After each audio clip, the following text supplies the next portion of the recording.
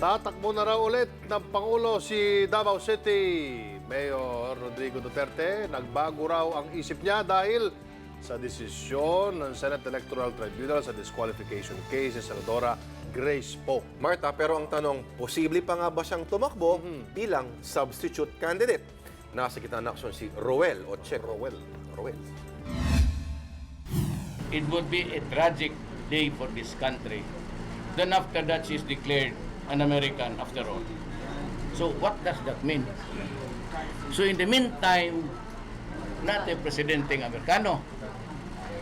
O niya, kanahagana. Ito ang matapang na pahayag ni Davao City Mayor Rodrigo Duterte matapos pumabor kay Senadora Grace Poe ang desisyon ng Senate Electoral Tribunal kaugnay ng kanyang disqualification case. Hindi raw siya papayag na maliitin ng SAT ang konstitusyon na nagsasabing dapat natural-born Filipino ang kandidato sa pagkapangulo. Kaya bilang tugon, nagdesisyon siyang buhayin muli ang kandidatura. Ang sinabi niya sa content paper, hindi ko possible. Pero after that, kung paano binababoy ang ating sistema, paano ang batas ay binabasura, ngayon ang konstitusyon naman natin. Ang publiko, hati ang opinyon dito. Siyempre, buto namin si Duterte para magbago naman natin sa ang kanan sa Pilipinas eh. Ako, pinagpipilian ko si Binay at si Duterte. Bakit po yung dalawa? Gusto ko. Pero sa dalawa na yon, mas gusto ko si Duterte. Hindi ko po masagot. Sagot ng batikang election lawyer na si Romulo Macalintal, malabo. Una, mayor daw ng Pasay ang nakasaad sa Certificate of Candidacy ni Dino. Ikalawa, posibleng ideklarang nuisance candidate si Dino na nag-withdraw na ng kandidatura. Kasi pagka-nuisance, parang hindi ka nag-file ng COC.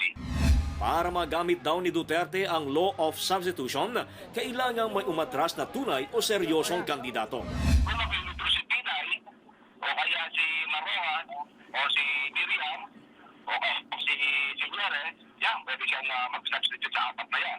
Kung sino man mag-withdraw sa kanila.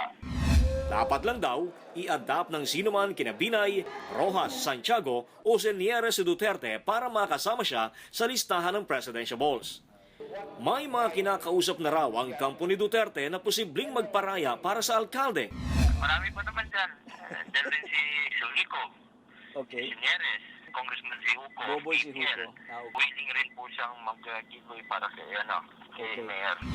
Wala naman daw bala si Senieres nung matras eleksyon.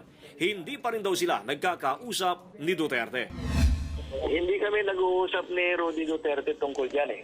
Kaya whether or not I'm willing to give in to him, hindi ko masasabi. In the first place, we're not talking about it. And moreover, handang-handa na ako eh. Umaaksyon, Roel Ocheco, News 5. Be sure to come back. News 5 everywhere. Copyright 2015.